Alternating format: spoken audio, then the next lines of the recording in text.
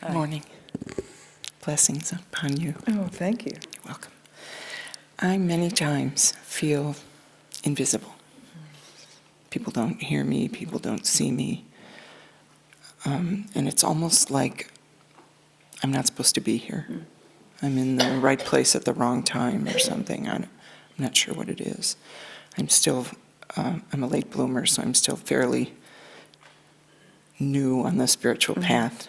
I'm getting there, but and I know I've learned a lot and opened a lot and released a lot of junk, but I still can't seem to get past this feeling invisible, which makes it difficult on the relationships I have because I don't really pay attention to people because I'm trying to figure out what I can say so they're they'll hear me. invisible. Well, they're there, but But you don't see my 'em. mind is somewhere else, and then I interrupt a lot because it's like, oh my God, I have to say something so someone will hear me or see me. And so do they say, "Are you listening to me? Yes, Are you that's what they say to me, and it's like, no, I'm not, but at least I'm honest about it. Yeah, very good. But I don't know what to do to get past the invisible. So if you were totally, completely seen and heard, what would you have? What would that give you?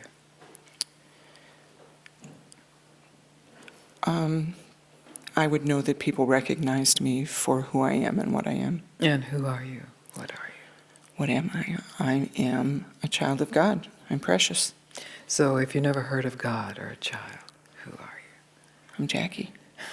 you? And if you'd never been named Jackie?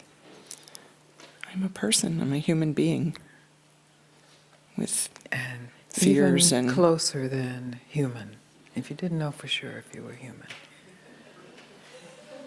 You know that you are, right?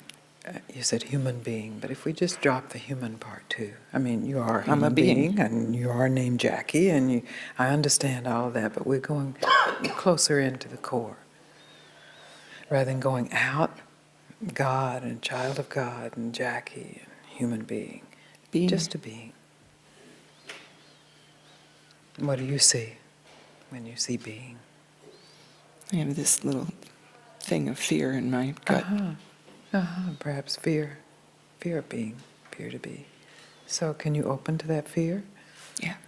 What do you? It's scary. Yeah, it's scary. But if you open to scariness, is it scary? No, I think you eventually get through it. You and you think have to that. go through it. But what I'm interested in is what you're actually directly experiencing in this moment.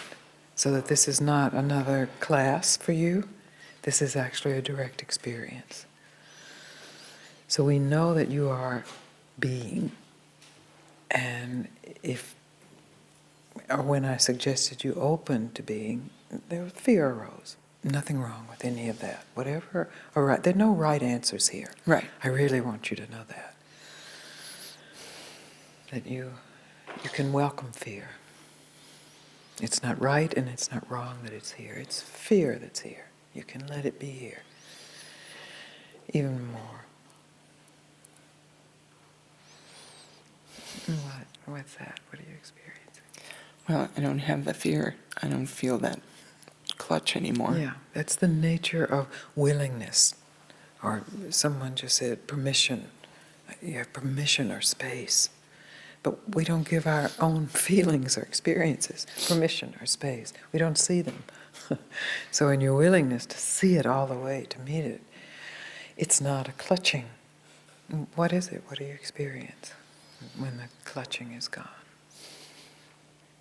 What's here?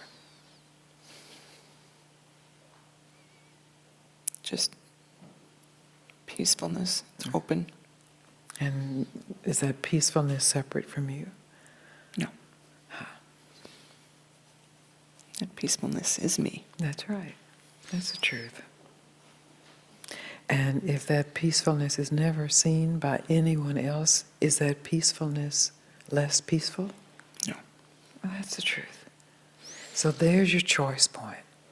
You may never be seen as Jackie, as a child of God, as a human being in the way that you have formulated you need to be seen, the way that all of us want to be seen.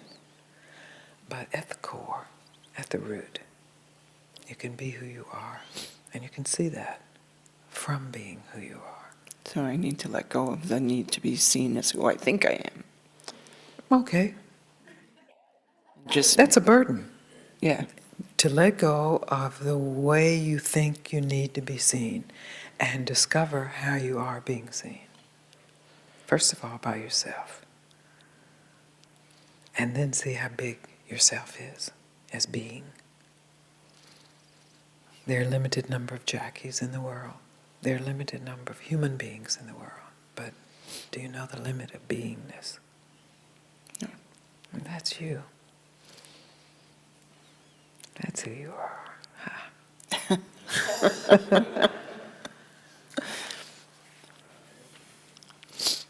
Do you see you're being seen? Yes. Definitely. Yeah.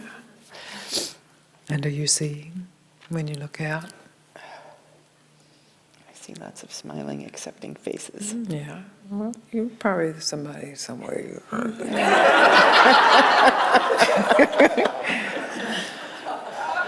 Some people aren't smiling, but Yeah. But so that's maybe the key then. If somebody is not smiling at you, are you willing to still see them as being? So you're not, so Jackie means something to you, human being means something to you, and then, of course, body language and facial expressions mean something to us. That's part of our survival mechanism, is to be able to read faces and body language. So, but just before you open the book of the face, or just after you've opened it and say, well, that person's not smiling, are you willing to look closer than the words, that the frown or to find yourself, to find beingness, because that's who you are. You are beingness. Find yourself everywhere. Then you are being seen, aren't you? yes. Yes, you are being seen because you are seeing, not you are seeing because you are being seen. Because you've already been seen now. And don't worry about this beginning on the spiritual path. Or beginning is the purest form. Then we start to learn what we should be feeling, what we should be saying. We learn the words, we learn the text, we can chant the sutras, the mantras. Better to always return to the beginning. And that's before you had a name, before you'd ever heard the word human, before you knew the differences in gender. Just being, just I am. It's very simple then. I am. Yes, you are. And you are conscious that you are.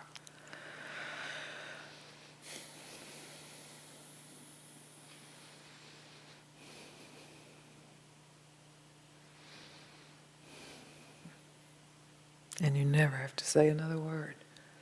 You can be invisible and still know all you are seeing, all that is being seen, is who you are. Invisibility is a great city. Actually, people try to get invisible. Well, I can understand that sometimes, yeah.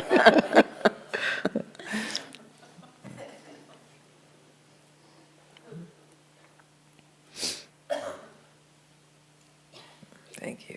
Thank you. I know that particular loop, as I'm sure many of you do. Whether it's with family members or lovers or friends or husbands or teachers or fellow students, why won't they see me as I am?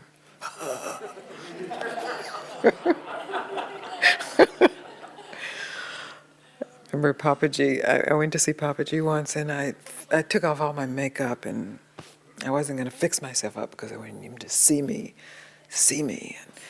And I went into his house and he went, oh. It's so perfect. So perfect.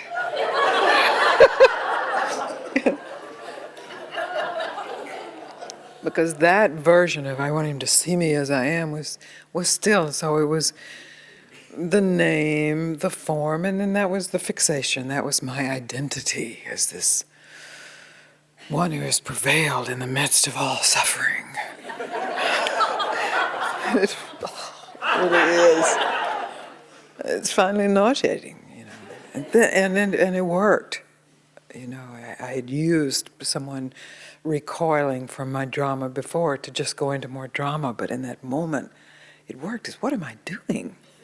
What am I doing? What am I playing? What role am I playing? What am I identified with here? When I say, see me as I am, what is it I'm offering that I am? And in an instant then, it's just oneself. And he was much relieved, I would say.